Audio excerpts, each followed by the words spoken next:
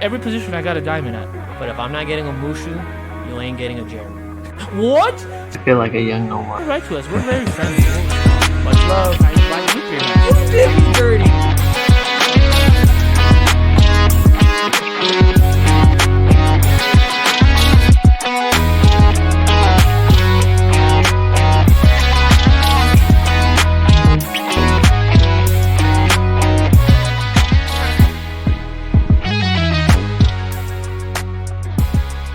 We are back. Welcome to Going Deep with Matthew and Jeremy. This is your host, Jeremy Altschul. Unfortunately, Maddie will not make it here today, but that is all right, as we got a baseball, opening weekend recap for you guys. And we also wanted to thank everybody before we get into it for all the podcast recommendations and all the following we've been getting on Twitter. We really appreciate it. Appreciate everybody out there that listens. We got a lot in store coming up very soon. I've been working hard, trying to get even more content out there for you guys. So stay tuned very, very soon. And for me, I think that earned something right there. A little round of applause. But first, guys, I want to go ahead and start off with what in the world is going on in Washington, D.C. The Nationals, again, are starting the season with COVID issues where we're up to 11 players. I believe it's 11 players have tested positive for COVID-19, causing a delay to their start of the season. They're going to open up against the Mets, which was going to be a great series. Kind of test each one of them at where they would be. So because the Nationals were delayed, the Mets got delayed up until today, Monday, April 5th. They are up 2-0 right now, currently in the fourth. So it comes back again. Are we going to get a full season? I don't know. I've heard a lot of teams are actually getting the vaccine and doing pretty well with it. I think a handful of teams are over 85% of the organization. I'm sorry, not organization, but I think the players and staff have got the vaccine, which allows for lesser restrictions for those clubs where they shouldn't have too many more problems. But COVID could still be the worst enemy of baseball this year. Fingers crossed we get all 162 because we all have earned it and deserved it. We've been missing baseball for way too long. But to some good news. I want to say congratulations to the White Sox this weekend. It wasn't pretty. I think they won 2 of 4, I believe, actually. But not necessarily to the White Sox, congratulations, but to Yermin Mercedes. The man started off 8 for 8 to start his season, which is, I believe, the longest in MLB history for the start of a season. So congratulations to him.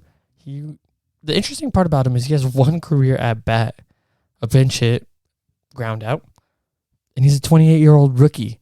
He's literally had no opportunity at the majors and said, you know what? Eloy's out, no problem. Hop on my back. I will take us to the promised land. So actually, they dropped 1 of 3. My bad. Congratulations to the Angels for actually winning a couple games. Just on that series, though, Ohtani was nasty the other night. Extremely nasty. Actually set some weird records as he's thrown the hardest fastball this year at 100.6 miles per hour. And then he was like, you know what? Let me try to top that really quick. Let me hit a home run for 101 miles per hour, which is absolutely incredible. I've said it here before. I think he should just stick to hitting because he's just that great of a hitter. And it was never a knock on his pitching. It was more like on health. Hey, man, you just need to stay healthy, help this organization. You are one of their stars besides Rendon and Trout, and you could be the piece that really carries the team. And they haven't listened to me. Maybe it's worth it. He went in his pitching debut. He went 4 2/3 with 7 Ks in 4 2/3. But the issue is he had 5 walks. Command seems to be the issue. This guy's stuff is so nasty. I think it's breaking a lot more than he's expecting to, which actually led to his downfall in his last game. I believe it was an inside slider to Yohan Moncada. I think there was 2 men on. Pass ball, throw to first. Throw doesn't get Yohan, but a heads-up play by the runner comes in, and unfortunately, Ohtani just takes a nasty spill with the way he came in sliding. Didn't look like there was any intent there. It was just one of those bang-bang plays. Something weird happens. So, for precautionary reasons, he was taken out of the game after 4 2/3. Fingers crossed, nothing too serious, and he's able to get back in the lineup, back on the mound, because baseball needs this man. That's how entertaining he is. We've been here on the show, kind of stating, who is the face? Is it Tatis? Is it Mookie? Is it Trout? Is it, at one point, Bryce Harper? This man has the opportunity to be the face of baseball because he is so dynamic in both situations where he can hit for average, hit for power, steal some bags, then he can show up to the ballpark the next day and give you 7 shutout innings. A dominant 7 shutout innings.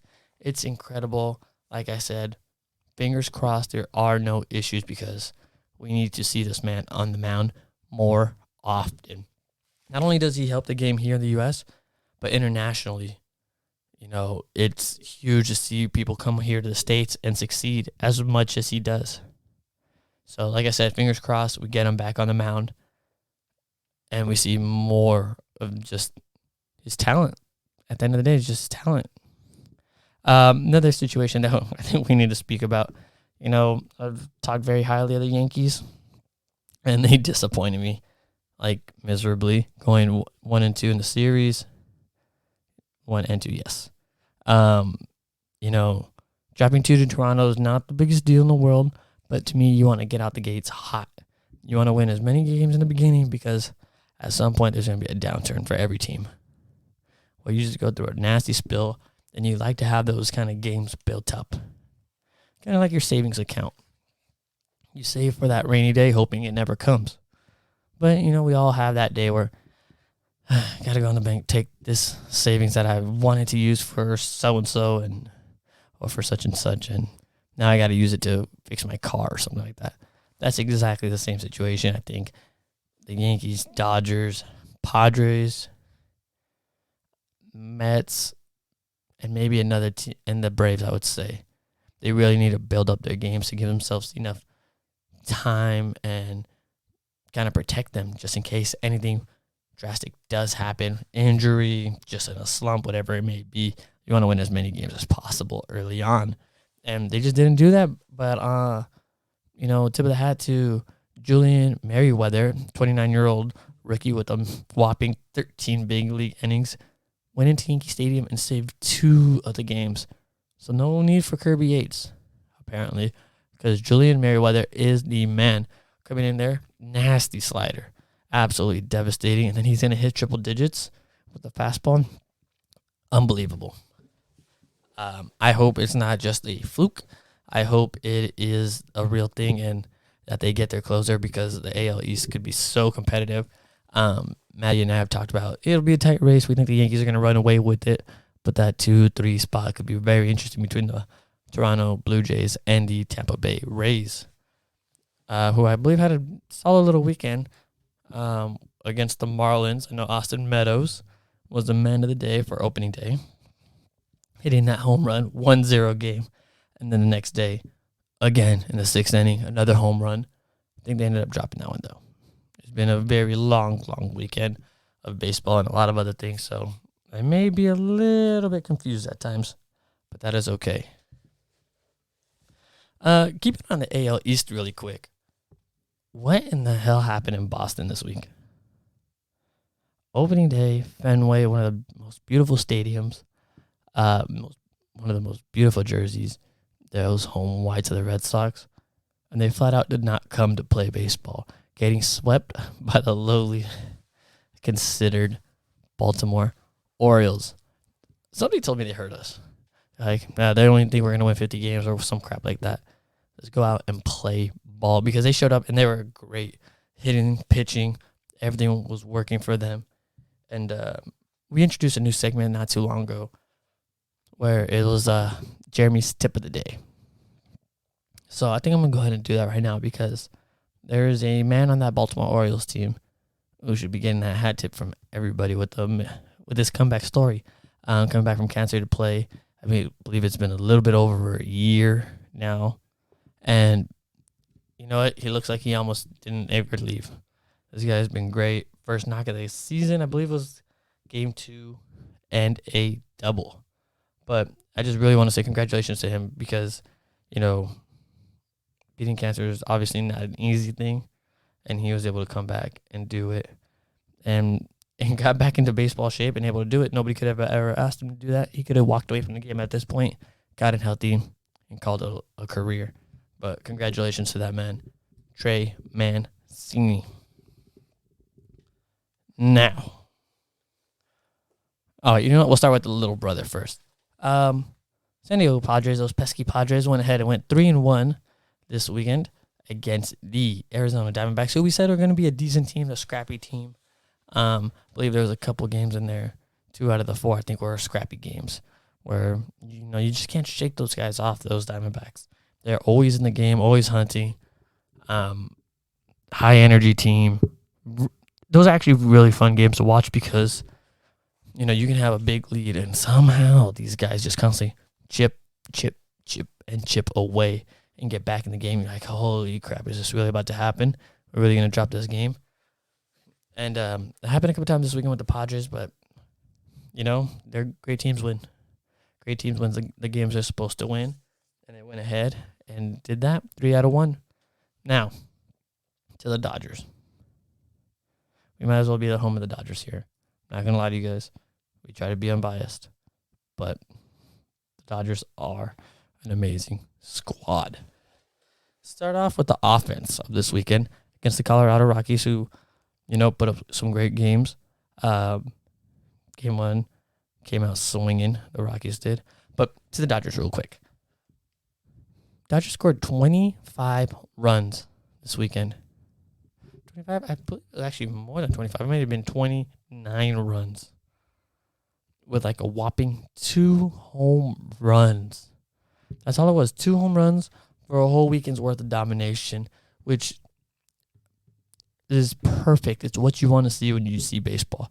You want to see teams creating runs, whether it's small ball. I believe we had a bunt that ended up, Trevor Bauer got a bunt, moved over the runner to second, and he ended up scoring. But hits, you just love to see consecutive hits. You love to see these guys grinding out bats, making those pitchers work. I think in each game they got like 3 or 4 walks, which is huge. You know, extra base runners matter. You know, chicks dig the fly ball or the home run, but those just manufactured runs, oh, those things are just so much better. So much sweeter to watch, too. Multiple hits. Oh, man. I don't even want to get too much into it, but I just wanted to say that is a great start. Don't worry about the home runs, Dodger fans. They will come, and they're going to come in bunches. We almost had one opening day. Cody Bellinger smacks the ball in the left center. Tapia makes a great play to get on that. Great run. Almost robs Cody Bellinger. Hits the inside of the glove, pops out. But Justin Turner was on first base and moving already, man. He was moving. Took about 10 steps off a second, and then there's confusion. He's not sure if Tapia caught the ball went over, whatever it may be. It looked like Tapia was going to throw it in. So here he goes retreating. And some miscommunication. Cody Bellinger passes Justin Turner, which in turn causes more confusion between the umpires. At the end of the day, Cody Bellinger hit a home run but got out and was credited with a single RBI as Justin Turner was allowed to score because Cody Bellinger had passed Justin Turner. It was a very interesting play, but, you know, it made this weekend a little bit more interesting, I guess you can say. A little funky play like that. And then it allowed them to score 29 runs without a home run, which is absurd. Absurd. Congratulations to Zach McKinstry. for the inside of the park home run, which again Tapia tried to rob, and he brought it back on the field, threw it to the corner. And McKinstry, with the speed he has, was able to get back. Was able to run around the bases for the inside the Parker, which was wonderful to see. Will Smith gets on the board, home run number 1. That was a shot. That was an absolute shot to the left field. I think we really need to talk about. Oh, while we're still in the offense, Gavin Lux looks like Gavin Lux. Everything the Dodgers promised, it is him. The man just needed some time to get adjusted to the major leagues, and I think he's here to stay. He's going to be the real deal, playing wonderful defense at second, stroking the ball all over the field. It is a sight to see, and I'm really, really excited for him this season because I think this is that turning point, almost a make or break situation. What are you going to be here in the majors? And I think he's going to show to be great. He started off 6 for 16 with 3 RBIs, and the thing, it's a little, but 4 Ks over the weekend, which is about a quarter of the at-bats, 25% of the bats ended up with a strikeout, but I like the fact that he's putting the ball in play. To me, that's the most important thing. I just want to see you put the ball in play, and those hits will come, and it looks like it's working rather well for him. Off to the Dodgers' strong point, though. We thought the offense was going to be great. This rotation might be even better. We had some people worrying about Kershaw on day 1. I'm not going to say it was beautiful, but if you really watched the game and kind of saw what was going on, he was put in tougher situations than I think he had to be, whether it was defense, maybe a little calls, whatever it may be. So that first start I take with a grain of salt, plus he was in Coors Field, so didn't allow any homers, though. 2 Ks over 5 2/3, only 1 walk. He had 2 hits of his own. I think he gave up 10, though. But I'm not worried. Everybody that's worried about Kershaw, he's a bum now. He's this, he's that. The man literally just came off a .84 whip last year with a 2.5 ERA. He's been a victim of his own success, but this guy is still one of the best pitchers in the world. Have no fear when it comes to Kershaw. You may see a clunker here or there a little bit more often than you would have in the past.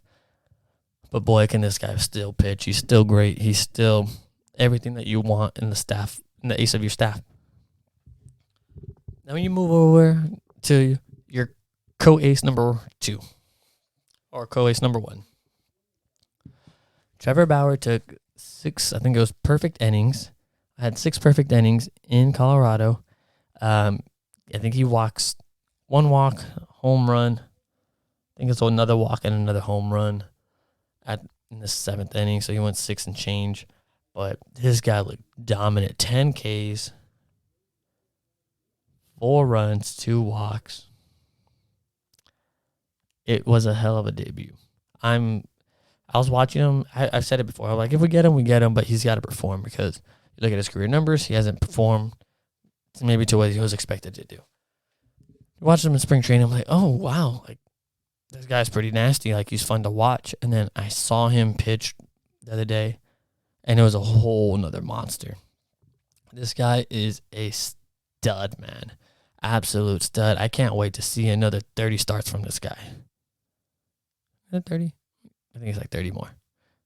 It's going to be so much fun, especially when you see Kershaw, Bauer. Let's move on to the next guy. Walker Buehler, co-ace number 2. You got 3 aces on the squad. 3 aces. Walker comes in kind of just doing Walker Buehler stuff. 4 hits, 2 runs, only 4 Ks, which is a little low for him, but he still pitched great. Kenley came in that game, 5 outs save. 5 outs, that's right, guys, 5 outs. Kenley looked pretty sharp. And then you get the real star of the weekend. As great as Bauer pitched, I think Julio Urias was the man of the weekend for the Dodgers, going 7 innings of 1-run baseball. I believe it was only 3 hits, 6 Ks. This guy was great. It wasn't strikeout stuff, but he was pitching, not throwing. He's kind of bounced back and forth, starter, reliever. He had well, he had the issue off the field. He's had injuries, and you're finally seeing him really find himself. And